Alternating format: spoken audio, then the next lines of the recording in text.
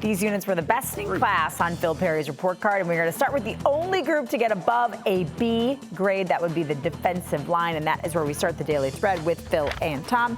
Philly, why'd you give the defensive line the top grade for week 1? 2.8 yards per carry, allowed all kinds of pressure from Dietrich Wise, especially. I thought leading the way early, disrupting Tua Tagovailoa, getting in the mix. Matt Judon, I include in the linebackers category, so he was the reason that their grade looked as good as it did. But, Tom, anytime you can stop the run the way that they did, I think we all thought the Dolphins would really try to establish that thing. Knowing Mike McDaniel's background, they couldn't do it. Terrific job by them. DeMarcus Covington, your defensive line coach. And you look at Josh Uche, who got a lot of reps. You see him there, 55, involved, not coming up with the strip right there and causing the fumble, but again, involved. And that's something that Phil and I have looked at and wanted to see over the course of time. And it's important to see that defensive line make an impact because that's going to help your nascent secondary make some plays, Trenni.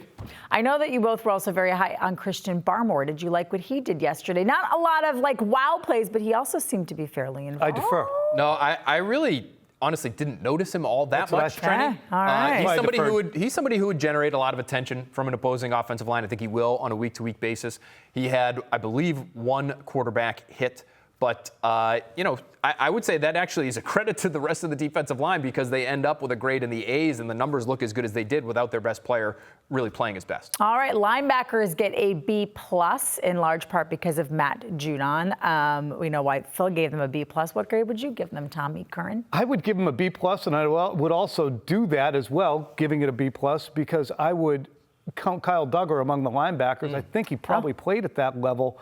At least 50% of the snaps that he was out there. That's generally where he is, and I wonder if the Patriots don't feel like they should play him there more frequently given how the first half ended off. He's got some travails in coverage. That's the one thing. So sticking with the linebackers, Mack Wilson made a play, Phil. We saw some great pursuit. I thought Bentley was fine in coverage as well, and there's been people in this newsroom, our boss, who says he does not love Juwan Bentley in coverage. Juwan Bentley giving him a big play to shut the bleep up. Wow, just right under the bus. The Belleville Flash didn't love it. I think he's fine. So I think Juwan Bentley is a leader of the defense. That whole group played okay. Yeah, for me, Judon, to play the way he did is really encouraging because we saw how it ended last year for him. But I tracked him all summer. And looking at your notes at the end of the day after all these training camp practices, you say, and Judon had another 2-3 plays in the backfield every single day. And so he got a really juicy matchup. Some of that offensive line in Miami is not all that talented, Trenni, some of the individual pieces. And I thought he made the most of it. 3 quarterback hits as well as a sack, so he played great. Okay, so in my notes here, you have a C+ for the secondary, but Duggar was good. Now, if you take him out and you put him in the linebacker category, like Tommy Curran would that grade for the secondary go down, or would it stay the same? And would the grade for the linebackers go up? Like, how much of a difference did he make in that secondary that allowed you to give them a C+? Yeah, but I think grade? the grade maybe would have dropped to a C. I look at Duggar, though, Trenni, and he was great coming downhill. The speed jumps off the screen or the field if you're there in person, as I was, making tackles for a loss, really coming up with splash plays. But arguably, Tom, the worst defensive play of the game is the play where he was on center stage. He takes a bad angle, which he acknowledged after the game, and Jalen Waddle goes for a 47-yard touchdown going into the half.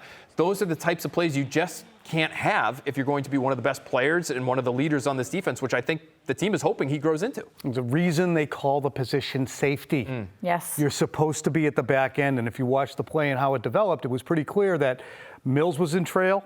You had Bentley coming over, and where Duggar needed to be was in retreat, as you see Devin McCourty so often doing, guarding 5 yards down the field in case somebody breaks a tackle so that you can haul him down. And he actually came up the field and allowed Jalen Waddle to get his shoulders past him, and once that happened, it was a touchdown.